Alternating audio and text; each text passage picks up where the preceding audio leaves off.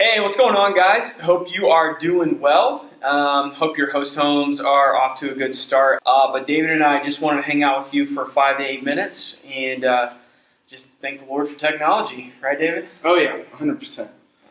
So, just going to be kind of recapping what we talked about last week about how it's a path to be walked and not a level to be mastered. We kind of talked about video games when we showed you the Mario video, but rather it's this path that you go on and there's different elevations to it and go around to it a couple times. Then we talk about how there's 4 seasons: summer, fall, winter, and spring. And today we're going to be talking about fall. So we'll read Psalms 40, 11 through 16. And it says, "As for you, O Lord, you will not restrain your mercy from me. Your steadfast love and your faithfulness will ever preserve me. For evils have encompassed me beyond number. My iniquities have overtaken me. I cannot see. There are more than the hairs of my head. My heart fails me. Be pleased, O Lord, to deliver me. O Lord, make haste to help me. Let those be put to shame and disappointed altogether, who seek to snatch away my life. Let those be turned back and brought to dishonor, who delight in my hurt. Let those be appalled because of their shame, who say to me, Aha, aha.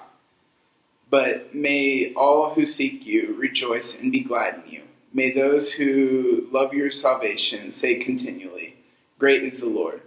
So you kind of see David here entering into a season of fall in his life.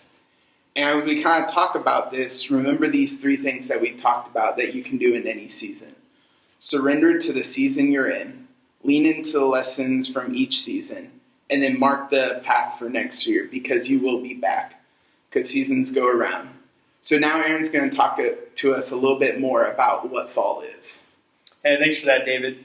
We're just going to take the rest of the time to talk a little bit about characteristics, common mistakes, lessons, and then application points for fall. Characteristics, when I think of fall, words that describe it are kind of unexpected, mundane, and disappointing, right? Like, you think about it, fall, you're coming, like, in the real seasons, fall is always after summer. But in the seasons of the soul, like, the fall season is always after the summer season, like the best one, the one that we always want to be in. All right, so when I think of fall, I think it's unexpected, it's mundane, and it's kind of disappointing. It's starting to be a letdown. Everything seems to be getting harder. Our emotions aren't paving the way for us spiritually. Like, we don't feel like pursuing God. It's not something that's just there that we enjoy. Another one is this. It'll be on the screen. God is found sometimes and always with much effort. Another one is this. Bible reading and worship. It seems forced. It feels difficult and distracted. Fall is by far the most anxious and unexpected season. You're coming off summer and you want to get back to summer, right? Like, you feel like, oh, what's wrong with me? Fall is a season of descending and transition. Like, remember, fall and spring are transitions, summer and winter are conditions, right? And in fall, old temptations, like that we thought we conquered and beat, right? That video game mentality, we thought we conquered these sins, but they're starting to creep back, and the temptations are becoming more and more strong. So common mistakes that we make, we feel like something is wrong with us because we're coming out of summer. And so we start kind of spiritual troubleshooting. Like, we try to fix ourselves instead of learning what the season has for us. A lot of times we try to get back to summer instead of learning what fall has to teach us and what God has to grow inside of us in fall. Sometimes we think fall is the absence of God, when in fact God is near and He wants to teach us something. We feel like God is disappointed at us, or He's mad at us, or He's doing things to us. And I don't think it's a disappointment that I don't think God's disappointed in us. I think He's trying to teach us a discipline of seeking Him when we don't feel like it.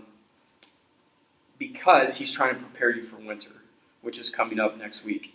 And then the last thing is this. You believe that this is as bad as it's going to get, but it's not, because winter's coming. All right, so those are just some characteristics and common mistakes of summer. And now I just want to talk through a couple lessons of fall and a few movements of fall for us to take away. So the first lesson I think that fall has to teach us is this: we will never arrive spiritually until we're in heaven. Right? In summer, it's easy to feel like we've arrived in our relationship with God. But remember, spiritual growth is a path. David talked about this. It's a path to be walked and a journey to be walked. You're going to walk through multiple summers, multiple falls, multiple winters, and multiple springs. We never fully arrive in our relationship with God until we reach heaven. The second lesson is this: God relentlessly presses us onward to holiness. And it kind of ties in with number 3. God insists on our progress. Essentially, this is what we're talking about in spiritual maturity. We will only seek God as much as we want to. In summer, it's easy and you want to. In fall and winter, it's hard and you don't feel like it. And so the question is this: are you going to seek God even when you don't feel like it? And I think God wants us to press on in the path and in the journey even when we don't feel like it, because there's things He wants to teach us in all the different seasons. The next one is this: God's ways and our ways are different. Like, I want to live in summer, but God wants to grow me through fall and winter and spring as well, just as much as He does in summer. The last, number 5, the fifth lesson that we can learn from fall is this: you do not get to decide your own spiritual journey. I'm on God's journey and not my own. And so just remember that when you're in fall, if you're in fall now, or if not, you're going to come into a fall eventually in your relationship with God. You're not on your own journey. You're on God's. So just lean into it. All right, so now we're going to talk just real quickly about 5 downward movements of fall. Basically 5 application points. Here they are. Number 1, rehearse surrender until it owns you.